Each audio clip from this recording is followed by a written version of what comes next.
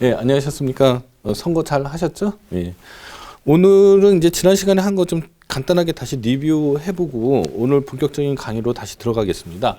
62페이지를 펴보시면은요, 지난 시간에 이제 행정상 법률 관계의 종류에 대해서 설명했는데 이것은 뭐 과거에 우리가 첫 번째 시간인가요? 두 번째 시간에 이미 했던 내용을 좀 더 심화해서 했던 거기 때문에 빨리빨리 지나갔습니다. 이 표를 보시면은 이제 행정작용법 관계하고 행정조직법 관계라는 게 있고요. 행정작용법 관계에는 공법 관계하고 국고 관계가 있고, 공법 관계는 다시 권력 관계하고 관리 관계. 그 다음에 행정조직법 관계는 행정조직 내부 관계하고 행정주체 상호 간의 관계가 있다라고 설명을 했고, 각각의 사이에 그 대응하는 행정소송이나 민사소송의 유형에 대해서도 설명을 했었습니다. 그 다음 국고관계에 있어서의 오늘날 관심사항이 이제 그 행정사법 이론에 대한 얘기를 했었고요. 그 다음에 이제 특별권력 관계로 가게 되면은 이제 과거에 특별권력 관계에서는 이 법률 유보의 원칙이 적용되느냐, 그 다음에 기본권 제한을 법률로 제한하지 않아도 되느냐, 그 다음에 사법심사가 가능한 거냐, 이런 세 가지 쟁점에 관해서 이 특별권력 관계 이론에서는 그 부정한 거죠. 근데 이거는 이제 19세기에 그 군주와 그 의회 세력의 타협의 결과물이라고 설명을 했습니다. 오늘날에 있어서는 이런 특별 권력 관계라는 그 특수성 자체는 부인하진 않지만, 거기서 나오는 특수성 자체는 부인하지 않지만 특별 권력 관계 이론은 다 부정하고 있다. 긍정하는 견해는 없다고 봐도 됩니다. 따라서 판례도 마찬가지고요. 따라서 이제 특별 권력 관계가 성립이 돼 있다고 하더라도요. 그렇다고 하더라도 법률 유보의 원칙은 당연히 적용이 되고요. 기본권 제한도 당연히 헌법 37조 2항에 따라서 법률에 의해서 기본권이 제한이 된다. 그다음에 사법 심사도 당연히 되지만은 다만 이제 포괄적 법률 관계를 형성하고 있는 범위 내에서는 이 재량의 폭이 넓어져서 그 한도 내에서 사법 통제의 밀도가 다소 옅어질 수는 있겠다. 이런 설명을 했던 게 이제 68페이지까지 얘기고요. 68페이지는 이제 행정법 관계에 대한 사법 규정의 적용인데요. 먼저 이제 몇 가지 뭐 골자만 말씀을 드리면 이미 지난 시간에 다 한 내용이라서요. 공법 관계에서는 이 행정법에서는 민법이나 상법처럼 이렇게 단일한 법전과 일반적인 어떤 법전이 없기 때문에 이 법적인 공백이 많이 있다라는 겁니다. 그 법적인 공백이 있었을 때, 공법상의 공백이 있었을 때 어떻게 할 거냐라는 거죠. 먼저 이제 공법 규정을 우선적으로 적용해야 된다. 뭐 이거는 뭐 누구나 다 동의할 수 있는 얘기고요. 그 다음에 사법 규정을 적용할 수 있겠느냐. 일단 명문의 규정에 의해서 사법을 준용한다. 뭐 민법 몇 조를 준용한다. 이렇게 돼 있으면은 뭐 더 말할 필요가 없죠. 근데 명문의 규정이 없을 때 사법 규정을 적용할 수 있겠느냐, 또 유치하거나 또는 준용할 수 있겠느냐 있어서 과거에 뭐 부정하는 견해도 있지만은 오늘날에 있어서는 뭐 완전히 부정하는 견해는 찾아보기 어려운 것 같고요. 이 사법 규정을 잘 여러분들이 살펴보시면은요, 특히 민법 규정을 살펴보시면은 민법의 그 법의 일반 원칙에 관한 규정이나 아니면 법 기술적 사항에 관한 규정들이 있습니다. 이건 뭐 공법에 일반적으로 적용되더라도 큰 무리가 없겠지요. 그래서 그 부분들은 특별히 뭐 문제가 되지 않습니다. 근데 그렇지 않은 일반적인 민법의 규정은 이 공법관계에 적용이 되느냐는 거죠. 일단 사법이라는 것은 대등한 당사자 사이의 이해조정이잖아요. 이해조정에 관한 법이잖아요. 따라서 이 공법관계 중에서의 권력관계는 좀 성질상 적용하기가 어려운 것 같고요. 관리관계는 뭐 적용할 수 있겠다. 뭐 이 정도 얘기를 했었습니다. 그 다음에 법률상의 법률 요건과 법률 사실에서 시효에 관한 얘기를 좀 해드리면은요. 일단 국가나 지방자치단체의 금전 채권 채무는 이 국가재정법과 지방재정법이 있어서 5년으로 돼 있습니다. 일단 요거를 일단 알아두시고요. 다만 이제 다른 법률에 규정이 없는 것의 의미는 이 국가재정법이나 지방재정법의 5년보다 짧게 정해져 있는 거를 말하는 거기 때문에 그거보다 더 길게 적용된 거는 이제 국가재정법이나 뭐죠? 지방제재법이 적용돼야 된다라는 얘기를 했고요. 72페이지입니다. 그러면 공법위는 어떠냐는 거죠.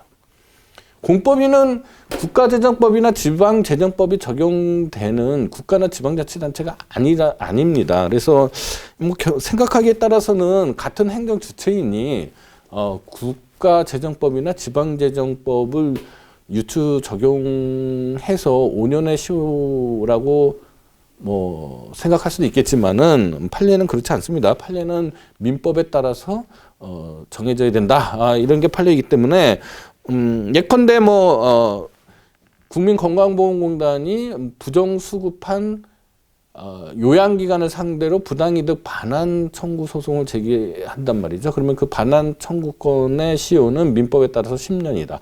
반대로 어떤 석탄 합리화 사업단에 대한 재회 1호금 청구를 하는 어떤 피제자가 있다라고 하면은 그분은 또 마찬가지로 시효가 10년이라는 겁니다. 그러니까 공법인의 금전채권, 공법인의 금전채무 모두 다 이 국가재정법이나 지방재정법을 적용하는 게 아니라 민법에 따라서 10년의 청구권 소멸시효가 적용된다. 이런 게 판례 입장이다. 이렇게 말씀을 드렸고요. 그 다음에 이제 시효 중단 및 정지인데 이제 중단이 더 법률적인 쟁점이 많죠. 그래서 뭐 민법상의 중단 사유, 청구, 압류 또는 가압류, 가처분, 승인 등이 있고요. 그다음에 국가재정법상의 뭐 납입고지, 국세기본법상의 납세고지 뭐 등등등등이 있습니다. 이런 거를 좀 잘 눈여겨 보시고요. 어떤 사유들이 있는지. 일단 소멸시효가 중단됐다라는 거는 이제 다시 카운팅한다는 거죠. 그래서 처음부터 다시 시작한다는 뜻이라는 이거 뭐 민법에서 나오는 얘기입니다. 소멸시효 완성의 효과는 절대적 소멸설에 따라서 이제 소멸시효가 완성되면은 그 채권이 없어지는 걸로 봐야 되는 거죠. 절대적 소멸설입니다. 따라서 조세 채무가 완성이 됐는데 시효가 완성이 됐는데 부가 처분을 했다라고 하면 그 부가 처분은 이제 무효인 처분이 된다. 이런 말씀을 드렸고 다만 이제 이 소송법적으로 주장을 해야 되잖아요. 주장 입증을 해야 되는데 증명을 해야 되는데 그래야지 재판부에서 그걸 인식할 수 있게 되는 거잖아요. 다만 이제 그 행정소송법에는 특별한 규정이 있습니다. 행정소송법 26조에 직권심리를 가미하는 조항이 있습니다. 그거에 따라서 시효 중단의 사유가 기록상 현출되어 있다면은 피고의 시효 중단에 관한 명시적인 항변이 없더라도 판단할 수 있겠다. 민법하고 민사소송법하고 약간 다른 특징입니다. 공물의 취득시효죠. 공물의 취득시효는 뭐 이 공물은 이제 공적 목적에 제공된 물건이라는 특수성이 있다라고 설명을 드렸습니다. 그래서 이 취득시효 자체가 인정이 되지 않는다라는 견해도 있고, 뭐 취득시효가 그 공적 목적에 제공된다라는 제한이 붙은 채로 시효가 완성된다는 견해도 있고, 완전 시효 취득설도 있는데 판례는 이 공용 폐지가 되지 않는 한은 사법상 거래의 대상이 되지 않으니 시효의 대상이 되지 않는다라고 설명하고 있습니다. 거의 뭐 부정설에 가까운 견해입니다. 그리고 또 이제 국유재산법이나 지방 공공재산법에는 행정재산은 또 시효취득이 되지 않는다라고 돼 있어서 적어도 공물인데 행정재산인 경우에는 입법적으로 이제 이 부분은 해결이 됐다 이렇게 보시면 되고요. 그럼 실권의 법리 다 설명을 했습니다. 그럼 사인의 공법행위인데요. 이 사인의 공법행위가 아마 지난 시간에 강의했던 내용 중에 가장 중요하고 또 어려웠던 부분이 아닐까라는 생각이 듭니다. 자, 일단 두 가지 관점에서 생각해야 된다라고, 두 가지로 유형화해서 생각해야 된다라고 제가 말씀을 드렸습니다. 예컨대요, 건축 허가하고 건축 신고에 관한 얘기입니다. 자, 어떤 A라는 사람이요, 건축을 하고 싶습니다. 그러면 행정청에 건축 허가 신청을 하는 거죠. 건축 허가 신청을 하면은 행정청은 이 건축 허가 신청을 받아들여 줄 수가 있고요. 아니면 거부할 수 있고요. 아니면 아무 말 안 할 수가 있습니다. 세 가지로 반응을 할 수가 있는데요. 첫 번째 이제 허가를 하는 거고요. 두 번째는 거부를 하는 거죠. 세 번째는 부작입니다. 그러면은 요 두 가지 경우에는 A하고 성북구 성북구 사이에 분쟁이 발생하는 거죠. 법적 분쟁이 발생해서 이제 소송으로 이제 권리구제가 되는데, 만약에 위법한 거부처분이라면 거부처분 취소 소송이라는 소송 유형이 있고요. 부작이라면 부작위 위법 확인 소송이라는 유형이 있습니다. 이제 허가를 해줬을 경우에, 그렇죠? 자, 건축 허가 신청을 했고 허가를 했단 말입니다. 쌍방향으로 의사표시가 교환된 것처럼 보이지만 그렇지 않다라고 설명했습니다. 왜냐면은 행정법은 계약관계, 민법처럼 계약관계가 아니고 일방적으로 결정된다라고, 일방적인 의사표시에서 결정된다라고, 그런 경우가 많다라고 설명을 했습니다.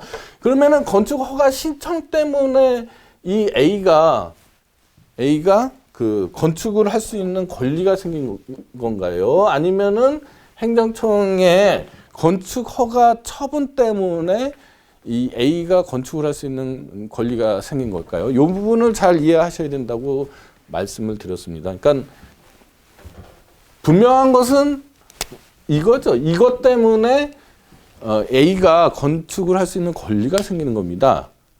그러면 이건 뭐예요? 이거는 이 건축 허가라는 행정행위 또는 처분의 절차적인 요건인 거죠. 절차적인 요건에 불과합니다.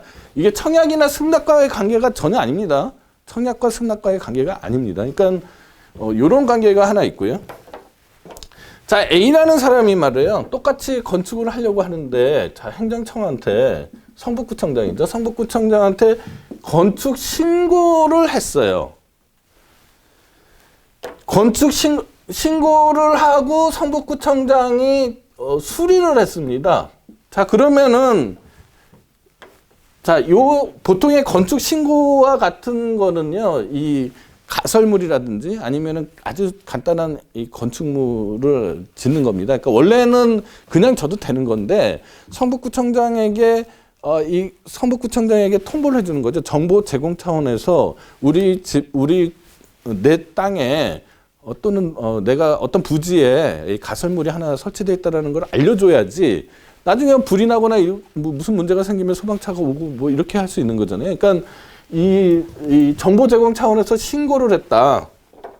그래야지만 건축을 할 수 있는 권리가 생긴다. 가설물에 대해서. 그러면은 이 신고 때문에 이 A가 건축을 할 수 있는 걸까요? 아니면 이 수리 때문에 건축할 수 있는 걸까요? 네, 신고 때문에 건축을 할 수 있게 되는 겁니다. 대부분의 거의 모든 행정법 관계에 있어서, 행정법 관계에서는 행정청이 이 행정 객체에게 행정행위나 어떤 행정작용을 함으로써 법률 효과가 발생 변경 소멸되는데요. 요 신고는 이 자체로 법률 효과가 발생 변경됩니다. 이 방향이 이쪽 방향으로 돼 있는 거죠. 그러니까 굉장히 다 이쪽 방향인데 얘만 이쪽 방향으로 돼 있어서 이게 특수한 문제가 되는 겁니다. 어쨌거나 얘는 건축 신고는 이 자체로 법률 효과가 발생 변경 소멸되기 때문에 자기 완결적 행위가 되는 거고요. 그렇죠? 똑같이 사인의 공법 행위지만 이거는 이 건축 허가의 요건에 불과하는 거잖아요. 예, 이렇게 되는 거고, 그럼 지난 시간에는 여기에 관한 얘기를 했던 겁니다. 그래서 예컨대 77페이지입니다. 예컨대 신청 자체가 없어요. 신청 자체가 없는데 건축 허가가 나왔다. 이렇게 되면 어떻게 되냐는 거죠. 그러면 뭐 당연히 이 하자가 있는 거죠. 왜냐하면 이게 요건인데 요건을 충족시키지 못한 어떤 행정행위가 있게 된 거잖아요. 그럼 하자 있는 행정행위가 되는 건데, 이 신청이나 동의가 있어야 되는데 없는 이런 거는 보통 우리가 중대 명백하다고 봅니다. 그래서 무효가 된다라고 하는 거예요. 예. 자, 그러면 상대방의 신청 또는 동의 의사표시가 있었어요. 신청 자체는 있었는데 이게 의사표시 하자가 있단 말입니다. 예? 민법에 나오는 몇 가지 의사표시 하자들이 있잖아요. 예, 그거하고 비슷한 겁니다. 다만 민법은 쌍방 의사표시의 합치가 있어야 되지만 이거는 이게 요건에 불과하다는 거기 때문에 차이가 많이 난다. 법리상에 다른 점이 많다라고 일단 이해하셔야 됩니다. 그러니까 공법적으로 이해하셔야 됩니다. 자, 이렇게 되니까 이거는 이 신청은 이 건축 허가 요건에 불과한 거잖아요. 근데 이 신청이 말입니다. 그 행정법에서 이 사인의 공법의 행위는 민법에서 말하는 의사표시 하자에서 항상 대립하는 두 가지 가치가 있잖아요. 내심을 더 중요시할 거냐, 아니면은 표시된 행위를 표시된 내용을 더 중요시할 할 거냐에 따라서 민법에서는 이 학설의 다툼이 있고 거기에 따라서 입법례도 또 달라질 수도 있습니다. 만약에 표시된 대로 효력이 발생한다라고 하면은 내심과 관계없이요. 그렇게 되면은 이제 거래 안전, 민법에서 말하는 겁니다. 거래 안전이 더 중요시 되는 거고요. 만약에 내심의 의사 표시를 더 중요한 거다. 표시하고 내심의 의사표시가 달라졌을 때 내심의 의사표시를 더 중시하겠다라고 하면은 그 당사자의 권익을 더 보장해 주겠다는 의미지 않습니까? 자, 그러면 행정법 관계에서는 어떠냐는 거죠. 행정법은 일단 규격화돼 있잖아요. 이 공법행위라서 이 규격화돼 있다라고 생각하는 겁니다. 따라서 표시를 더 중시할 수밖에 없겠다. 이렇게 되니까 비진의 의사표시에 관한 민법의 규정은 적용되지 않는다. 라고 생각하는 겁니다. 표시된 대로 효력이 발생한다고 보는 거니까요. 다만 이제 기망에 의해서 의사표시를 하면 취소할 수 있게 되고, 취소하게 되면 결과적으로 이게 없어지는 거가 되는 거니까 이 건축허가는 무효가 되는 거겠죠. 아까 그 다음에 강박에 의한 강박에 의해서 어떤 신청을 했다라든지, 예컨대 사직서를 냈단 말이죠. 강박에 의해서. 이렇게 되는 거는 판례가 좀 엄하게 봅니다. 그래서 의사표시에 의사결정의 자유가 박탈될 정도여야 된다는 거예요. 그래서 뭐 감사 과정에서 뭐 이 정도에서 감사는 눈 감아 줄 테니까 뭐 사표 내면 그냥 눈 감아 주겠다라든지, 아니면 수사 단계에 있어서 뭐 당신이 뭐 사표를 쓰면 뭐 형을 강경해 준다든지, 뭐 아니면 그냥 덮어주겠다든지, 그래서 사직의 의사표시를 했다. 이런 거 갖고는 이 강박에 의한 의사표시라고 보지 않겠다라는 게 일련의 판례들입니다. 다만 이제 중앙정보부 수사과에 소환돼가지고 구타를 당할 것 같은 공포심에서 한 사표는, 이거는 이제 강박에 의한 의사표시로 인정해준 거의 유일한 예가 되는 것 같아요. 이게 이제 지난 시간까지 얘기고요. 자, 오늘은 무슨 얘기를 하고 싶은 거냐? 이제 이쪽 부분에 관한 얘기를 하고 싶은 겁니다. 그러니까 지난 시간에는 이제 행위 요건적 행위에 대해서 설명을 했고요. 오늘은 이제 자기완결적 행위에 대한 설명입니다. 자, 보통 이제 행정법상 신고라고 하면요, 강학상 사인이 행정청에 대하여 일정한 의사표시를 하거나 일정한 관념 또는 사실을 통지함으로써 공법상의 효과를 발생시키는 사인의 공법행위다라고 정의를 합니다. 지금 79페이지를 하고 있습니다. 따라서 신고에는 이제 여러 가지가 있는데요. 우선 아무런 법적 효과를 수반하지 않는 신고가 있습니다. 그래서 뭐 화재 신고라든지 이런 것들이 있고요. 그다음에 행정청의 수리 없이 신고 그 자체로 법적 효과를 발생시킨다. 뭐 각종 영업 신고, 아까 말했던 뭐 건축 신고도 거기에 포함되겠네요. 예. 그다음에 행정청의 신고 수리나 수리에 의해서 법률 효과가 발생한다는 거죠. 이게 그러니까 보통의 신고는 이 신고만 하면은 이제 법률 효과가 발생하는데, 간혹 이제 그 수리가 법률 효과가 수리로 인해서 법률 효과가 발생된다고 해석하는 경우가 있습니다. 그럼 마치 이거의 경우랑 똑같아지는 거잖아요. 이렇게 되면은 그런 게 있고요. 마지막으로 이제 기타 세금 감면 신고나 각종 뭐 부담금상의 혜택이나 이익을 받기 위한 신고 등등이 있는데, 우리의 관심사는 아무래도 2번하고 4번이겠죠. 그죠? 2번하고 4번이 우리의 관심사가 될 겁니다. 그래서 80페이지를 보시면요, 신고의 유형을 이제 크게 두 가지로 나누는데, 수리를 요하지 않는 신고와 수리를 요하는 신고로 보통 분류를 합니다. 수리를 요하지 않는 신고는 자기완결적 신고를 말하는 거죠. 수리하고 관계없이 그냥 신고만 하면, 그죠? 법률 효과가 나오는 거죠. 근데 수리를 요하는 신고는 이제 행위 요건적 행위로서의 신고가 되는데, 이렇게 되면 이거는 말만 신고이지, 그죠? 이거하고 뭐가 차이가 나겠습니까? 그죠? 왜냐면 수리는 요거처럼 되는 거잖아요. 그래서 이 마치 완화된 허가제, 그러니까 요건이 좀 완화된, 또는 수수료가 감면이 되거나 뭐 이런 식의 허가나 마찬가지다. 이게 뭔가 다른 게 뭐가 있느냐, 이렇게 이해가 되는 겁니다. 그래서 수리를 요하지 않는 신고에 있어서는, 즉 요 자체로 바로 법률 효과가 발생한다. 근데 신고를 하면 뭔가 접수증 같은 걸 줘야 되잖아요. 이제 그건 이제 수리라고 한다라고 하면은 그 수리는 아무런 법률 효과가 없는, 그죠? 그냥 영수증 반급행위나 아무 다른 게 없는 거죠. 접수증 주는 거나 차이가 없게 되는 겁니다. 그래서 이때의 수리는 아무 법률 효과가 없는 수리가 되는 거고요. 만약에 이게 수리를 요하는 신고다라고 하면은 이거는 그냥 마치 신청처럼 돼버리고요. 요 수리가 마치 허가처럼 돼서 이 수리 때문에 법률 효과가 발생하고 신고는 이 수리의 요건이 되는 거죠. 그럼 이 수리는 완화된 허가다라고 볼 수가 있는 거죠. 그래서 그런데 왜 그러면은 그렇게 되면은 이 도대체 왜 수리를 요하는 신고하고 수리를 요하지 않는 신고 어떻게 구별하느냐 도대체. 그리고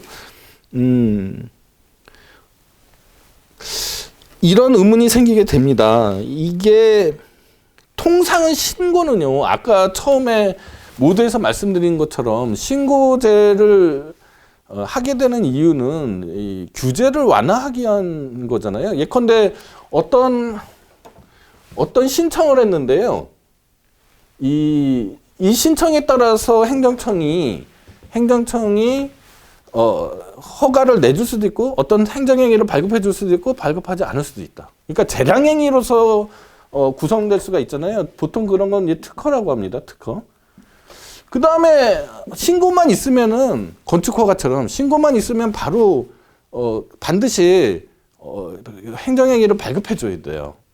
이런 경우가 있으면은 이거는 이제 허가라고 하죠. 그다음에 이것처럼 이 건축 신고만 하면은 바로 법률 효과가 발생한다. 이렇게 되면은 특허제, 허가제, 신고제 이렇게 있으면은 규제법적인 측면에서 보면은 특허가 가장 규제가 강한 거죠.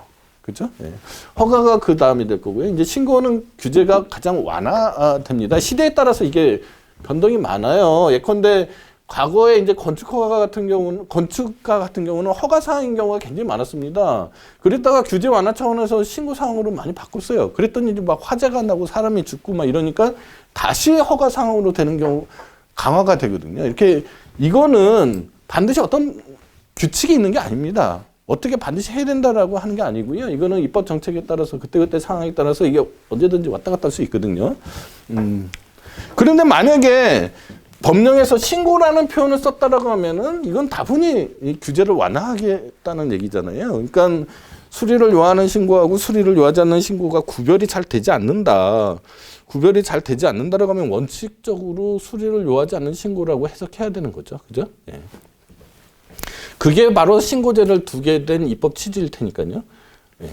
만약에 수리를 요하는 신고라고 한다면은 뭐하러 이런 규정을 뒀겠습니까? 그냥 바로 허가제로 그냥 규율하든지 이렇게 했었어야 되는 거죠. 예.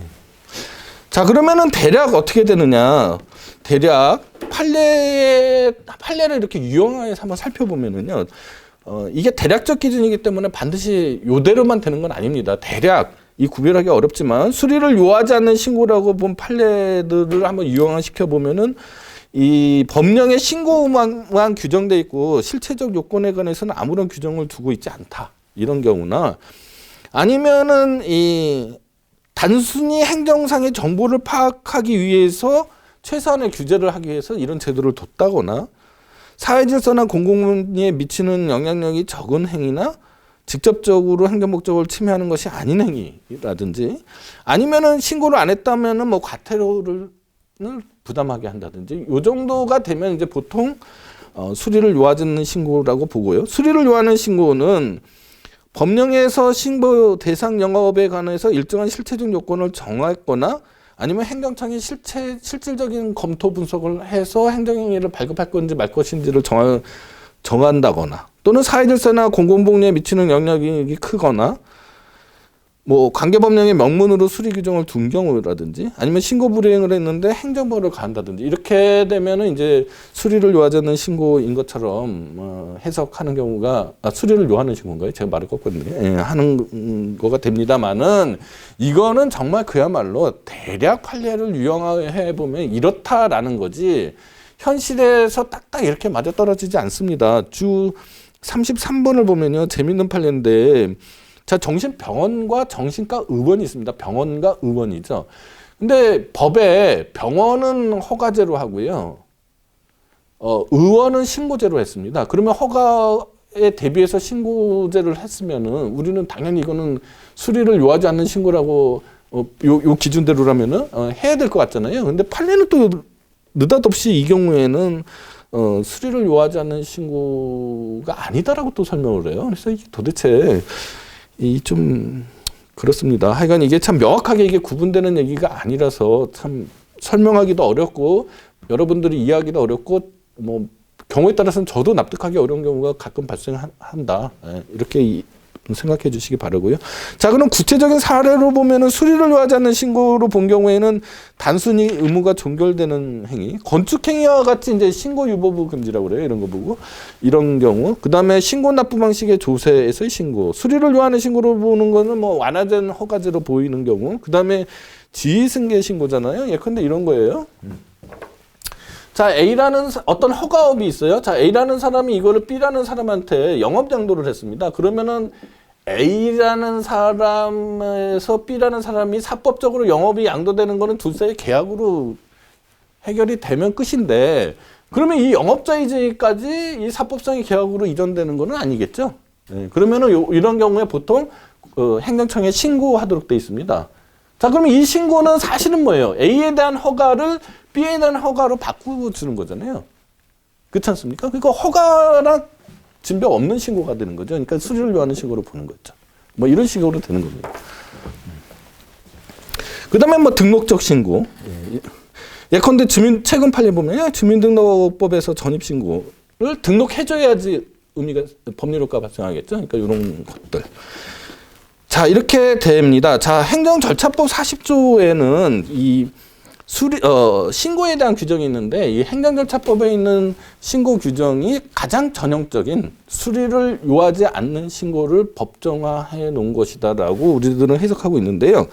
자, 그러면 이때 조문을 좀 살펴보면요. 그 신고가 신고서의 기재사항에 하자가 없을 것, 필요한 구비서류가 첨부되어 있을 것, 기타 법령 등에 규정된 형식성의 요건에 적합할 것. 그러니까 신고가 어떤 형식적인 어떤 요건에 합치되는지는 뭐 행정청이 이렇게 검토를 해야 되는 거죠. 근데 이제 뭐 실질적인 내용까지 들어갈 수는 없는 거죠. 그래서 그 요건에 맞춘 그 형식에 맞춘 신고가 있으면은 그 법률효과가 바로 발생하게 되는 거죠.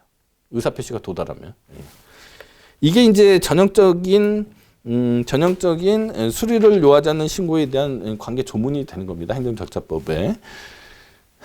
자, 그러면은 이제 84페이지로 가는데요. 그 다음에 이제 문제가 뭐냐면, 자, 그러면은 수리를 요하지 않는 신고라고 칩시다. 자, 건축신고를 한번 예를 들어 보자고요. 건축신고. 이게 너무 많이 이제 복잡하게 돼 있는데, 한번 건축신고를 한번 예를 들어 봅시다. 자, 건축신고 A가 신고를 했어요. 어떤 자기 집 옆에다가 조그만 창고를 하나 지으려고, 뭐 가설물로 된 창고를 하나 지으려고 성북구청장에게 가설물 설치 신고를 했습니다. 그래서 가설물을 설치하고 싶어요. 근데 성북구청장이 보기에 수리를 해주지 않았어요. 왜 안 해줬냐면 이거는 건축법에 어긋나는 신고다. 자기가 보기엔 잘못된 신고라고 보는 거죠. 실체적인 내용이. 그렇게 되면은 이 A라는 사람으로서는 어떻게 해야 되는 거예요, 도대체?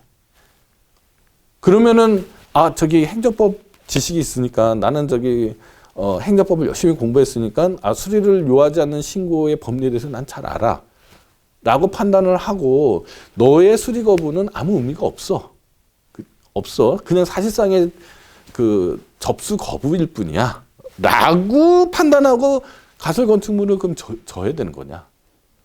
짓게 되면 어떻게 될까요? 나중에 성북구청장이 가만 안 있겠죠. 예컨대 철거 명령을 한다든지, 뭐 심지어는 뭐 검찰에 고발을 한다든지, 뭐 이렇게 할 수도 있습니다. 그렇게 되니까 이게 이 A라는 사람 입장에서는 굉장히 문제예요. 자기의 행정법적 지식에 따라서 건축을 할 수도 없고요. 또 안 할 수도 없고요. 안 하면은 또 안 되잖아요. 자기가 필요에 의해서 건축을 해야 되는 거니까. 이도저도 못하는 상태가 돼서, 자, 그럼 이 수리에 대해서 이거에 대해서 행정소송을 제기해서 이 수리 행위에 대한 취소소송을 한번 제기해볼까? 이런 생각을 당연히 갖게 되겠죠. 인지상정이잖아요. 예, 그래서 법원에 뭐 예컨대 수리 처분, 불수리 처분, 뭐 취소 소송이라든지 뭐 아니면은 뭐 행정 신고 접수 거부 처분 취소 소송이라든지 이런 소송을 제기하면 과거의 판례는 어떻게 했느냐? 이거는 고지고대로 해석하는 거죠. 자, 이거는 사실상의 행위일 뿐이지 이 신고에 의해서 법률 효과가 발생 변경 소멸되는 거지 수리 때문에 법률 효과가 발생 변경 소멸되는 게 아니다라고 하면은 이 수리는 아무 의미가 없는 거죠. 그러니까 행정행위가 아니다라는 얘기입니다. 처분이 아니다라는 얘기가 돼서 각하를 합니다. 처분성이 없다고 그래서. 네. 자, 이렇게 되면은 이 A 입장에서는 정말 답답하게 되는 거죠. 그러면은 나중에 그러면은 A가 그 불수리에도 불구하고 건축물을 져가지고 뭐 공사 중지 명령이라든지 아니면 철거 명령이라든지 이거를 받고 그 철거 명령에 대한 취소 소송을 제기하라는 말이냐? 하면은 너무 리스크가 크잖아요. 이런 불합리한 점 때문에 입법적으로 해결한 예도 있어요. 예컨대 신고 납부 방식의 조세의 경우도 거의 비슷한 이제 문제가 생기는데, 자, 이렇게 되면은 이 다툴 수 있는 방법이 없어서 이 신고 납부 방식의 조세에서 만약에 불수리를 하게 되면은 경정 등의 경정 청구를 하게 했어요, 그죠?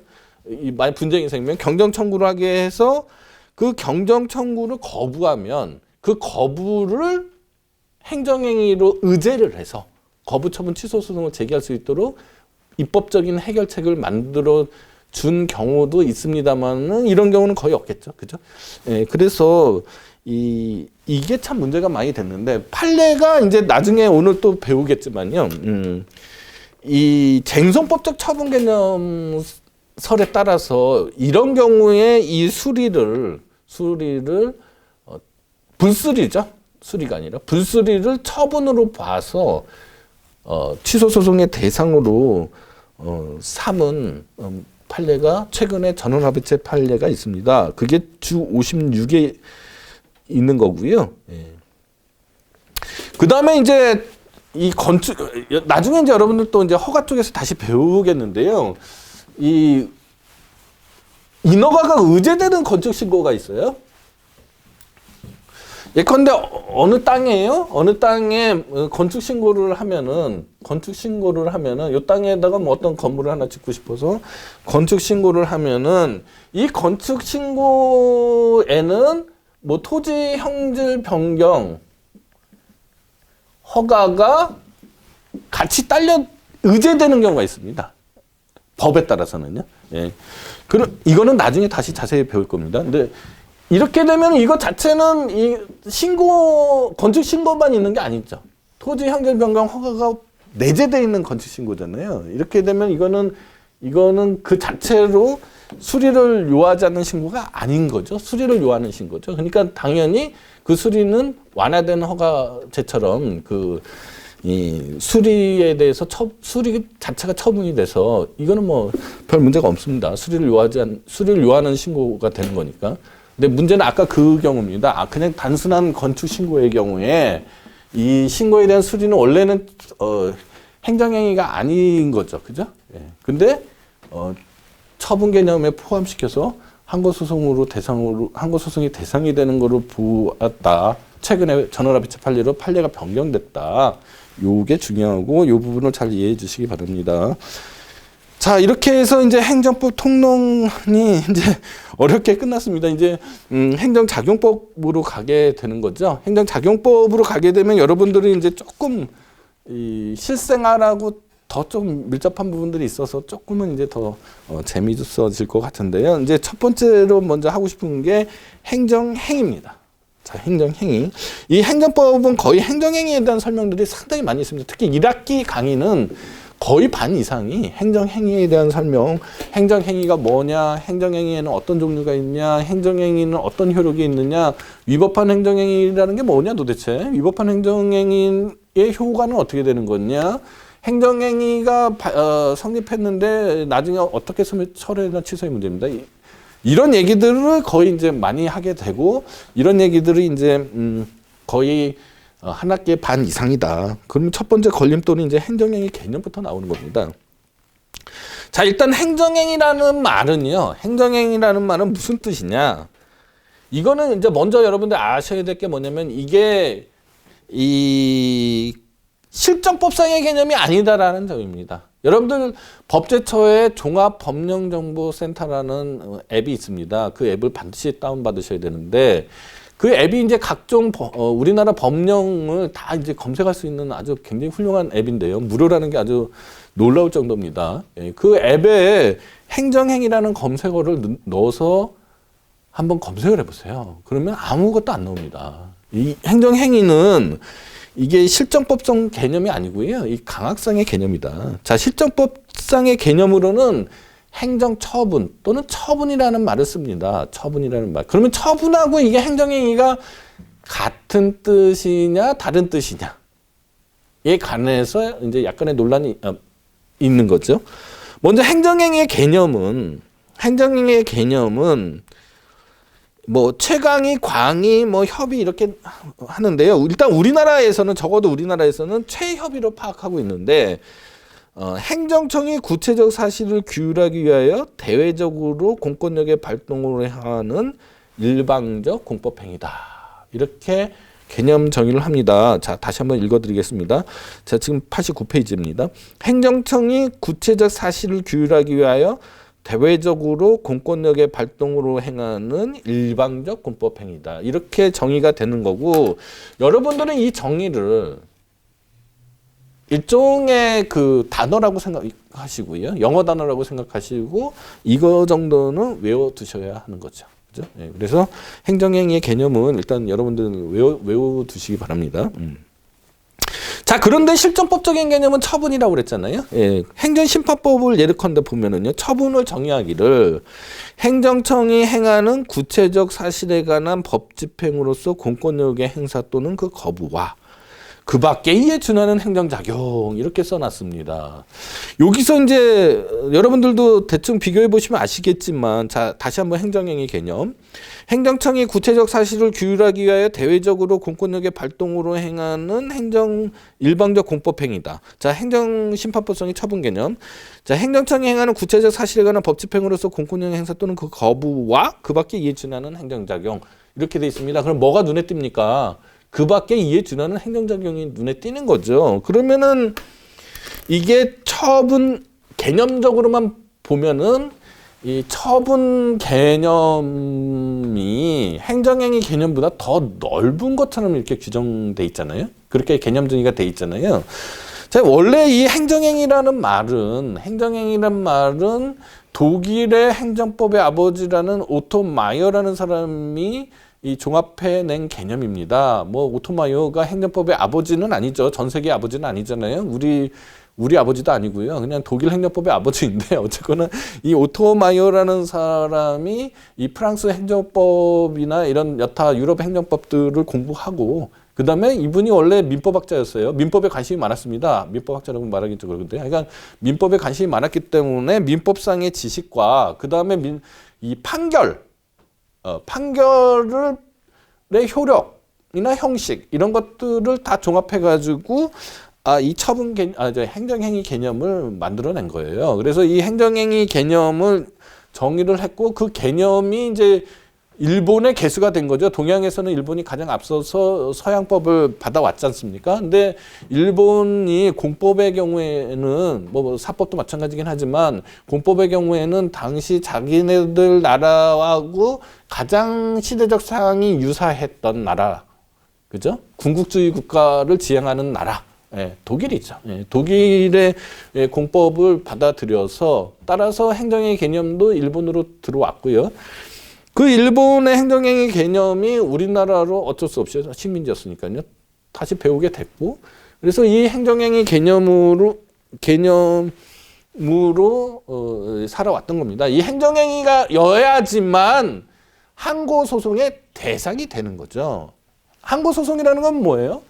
행정행위 원래 개념은 뭐겠어요? 행정행위에 대한 소송입니다. 행정행위에 취소 사유가 있으면 취소 소송을 하는 거고, 행정행위에 무효 사유가 있으면 무효확인 소송을 하는 거고, 행정행위가 있어야 되는데 없었다. 그러면 부작위 위법 확인 소송. 이런 식으로 행정행위에 관한 소송이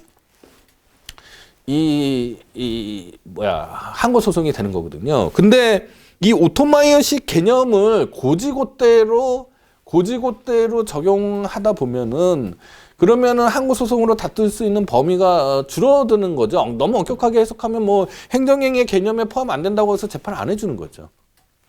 그러면은 뭐가 됩니까? 그러면은 이 행정행위의 개념을 넓게 인정하면 인정할수록 항고 소송의 범위가 넓어지고 국민의 권리구제가 많아지는 거죠. 근데 만약에 행정행위 개념을 좁게 해석하면 할수록 법원의 업무는 경감되지만 국민의 권리구제기에는 좁아드는 거죠. 예, 이렇게 되는 겁니다. 이런 상관관계가 있습니다. 그러니까 이 과거의 판례들이 너무 행정행위 개념을 엄격하게 해석하다 보니 이 국민의 권리구제 기회가 좁아드는 거죠. 그러니까 뭐 행정소송, 항고소송 제기하면 이거 행정행위 아니다 하면서 각하해버리고 끝내버리는 거죠. 그러면은 국민들이 이 권리구제 가능성이 점점 좁아들기 때문에 이거 안 되겠다 해서 1984년도에 이제 행정소송법이 개정이 됩니다. 행정소송법이 개정이 돼서 기존의 행정행위 개념만으로 항고소송의 대상으로 삼은 게 아니고요. 이 처분 개념을 새롭게 만들어서 법정화시켜서 이 항고소송의 대상을 넓히고자 했습니다. 그러면은 어떻게 되느냐? 그렇게 해서 보면은 뭐 여러 가지 견해 차이가 있습니다만은 제가 보는 견제에서는 이렇게 되는 겁니다. 제가 보는 견제에서는 뭐 학자에 따라서 뭐 견해가 달라질 수 있고 뭐 아직도 지금도 논쟁이 될지 모르겠는데 하여간 논쟁인데, 자, 처분 개념은 그죠? 행정행위 플러스 그죠? 알파가 되는 거죠. 이 알파가 그 밖에 이에 준하는 행정작용이라고 보는 거죠. 그러면은 이 알파에는 뭐가 들어가느냐? 이른바 뭐 권력적 사실행위라든지 아까 그 수리를 요하지 않는 신고에 있어서의 뭐 불수리라든지 이런 것들이 이런 게 들어가는데, 이 알파는 행정행위에 필적할 만한 공권력의 행사여야 되는 거죠. 단순한 뭐 어떤 사실행위나 비권력적 사실행위는 여기에 포함되지 않을 겁니다. 자, 이렇게 되면은 처분 개념하고 행정행위 개념이 같지 않죠. 그죠? 이 자체로는요. 처분이 더 넓은 개념이 되죠. 예, 이렇게 되면은 이건 이제 쟁송법적 처분 개념설이 됩니다. 행정행위하고 처분이 같은 게 아니고 처분이 행정행위보다 더 넓은 개념이다 라고 생각하면 쟁송법적 처분 개념설이 되는 거고요. 아니다, 행정행위나 처분이나 같은 거다 라고 하면은 실체법적 처분 개념설이 됩니다. 자, 그러면은 이게 이론적으로 설명하고 이 기존의 학문 체계를 그대로 유지하고 싶은 마음이 앞서면은 사실은 실체법적 처분 개념설이어야 되는 거죠. 그러나 이런 역사적인 어떤 이 개정 경위라든지 이런 거를 참작해 보면은 이건 분명히 행정행위하고 처분을 같은 개념으로 보지 않겠다라는 입법자의 의도가 있는 거죠. 그래서 제가 보기에는 절차법적 처분 개념설, 쟁송법적 처분 개념설이 당연한 거다라고 생각을 하는데, 뭐 아직까지도 약간의 논쟁은 있으니까요. 자, 만약에 저처럼 해석한다라고 하면은 이 앞에 얘기했던 그 행정심판법상의 처분 개념 중에서 행정청이 행하는 구체적 사실에 관한 법 집행으로서의 공권력의 행사 또는 그 거부가 바로 행정행위가 되는 거고요. 그 밖에 이에 준하는 행정작용은 이제 그 항고소송의 범위를 넓히기 위해서 이 뒷문을 열어놓은 거죠. 예, 그렇게 이해를 하시면 좀 될 것 같아요. 자, 그러면 행정행위와 다른 행위 사이의 구별을 보는데, 자, 사법상의 법률행위하고 어떤 차이가 있느냐? 자, 일단 사법상의 법률행위는 우선 의사표시가 두 개가 있는 계약이 이제 주된, 물론 아닌 것도 있습니다. 그러나 주로 계약에 관한 분석이죠. 행정법에서는 이 행정행위라는 거잖아요. 이 행정행위는 이 단독행위죠. 사법적으로 보면은요.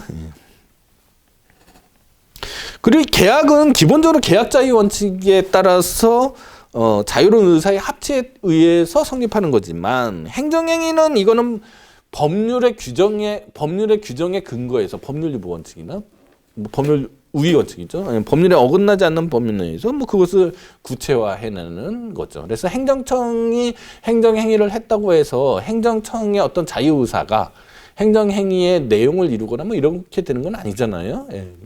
법률행위하고 다른 거잖아요. 뭐 그래서 뭐 계약법의 원리가 행정행위에 그대로 고스란히 적용된다고 볼 수 없다라는 거 이미 다 설명을 했었고요. 그 다음에 판결인데요. 판결과의 관계인데 뭐 여기 나와 있는 설명들은 뭐 여러분이 다 보시면은 뭐 제가 따로 설명 안 해도 다 이해할 수 있는 얘기들이잖아요. 근데 이제 뭐를 좀 아시면 좋겠냐면요. 교과서에 나오지 않는 얘기인데 이 오토마이어가 이제 아까 이 행정행위 개념을 만들었을 때 판결도 상당히 이 뭐라고 그럴까요? 벤치마킹을 했다라고 설명을 했잖아요. 자, 판결은 뭐예요? 판결은 사법부의 어떤 의사표시잖아요. 의사결정과 뭐 그런 거잖아요. 근데 이 판결이, 그러니까 사법부도 뭐 국가 내부 기관이잖아요. 그러니까 국가 전체 차원에서 보면, 그러니까 국가의 행위 중에서 가장 엄격한 형식과 절차를 가진 의사표시죠. 판결은. 그렇지 않습니까? 자, 그러면 행정행위는 오토마이어가 생각하기에는 행정행위가 판결만큼은 아니더라도 그래도 국가의 어떤 의사 결정 또는 뭐 행위잖아요. 그러니까 어느 정도의 절차가 있어야 되고 어느 정도의 형식이 있어야 되고 또는 그리고 그 행위의 결과는 효력은 사법상의 행위보다는 다른 어떤 독특한 효력이 있어야 된다라고 생각한 거죠. 그래서 이 행정행위는 그 사법에서 설명하기 어려운 이 절차를 갖춰야 되고요. 그 절차가 특히 행정절차법에 규정이 되어 있는 경우가 많습니다. 그 다음에 사법상의 행위, 법률행위하고 다른 공정력이라든지 뭐 구속요건적 효력이라든지 아니면은 뭐 집행력이라든지 등등의 효력이 있습니다. 그런 아주 독특한 효력이 있고 또 이 판결의 기판력처럼 행정행위도 그와는 뭐 완화돼 있지만은 그런 류의 힘이 또 있는 겁니다. 이런 특징이 있다라는 거를 좀 알아두시면은 이후 이제 강의를 진행하는데 조금 더 도움이 될 것 같습니다. 자, 오늘 알아들으셔야 될 개념정의. 자, 행정행위는 행정청이 구체적 사실을 규율하기 위하여 대외적으로 공권력의 발동으로 행하는 일방적 공법행위다라는 이 정의는 여러분들이 좀 외워두시는 게 좋겠고, 다음 시간에는 요 개념정에 따라서 세분화해서 요건을 하나하나 한번 검토해보고 판례가 어떻게 됐는지를 구체적으로 살펴보도록 하겠습니다. 자, 오늘의 강의는 여기서 마치도록 하겠습니다. 감사합니다.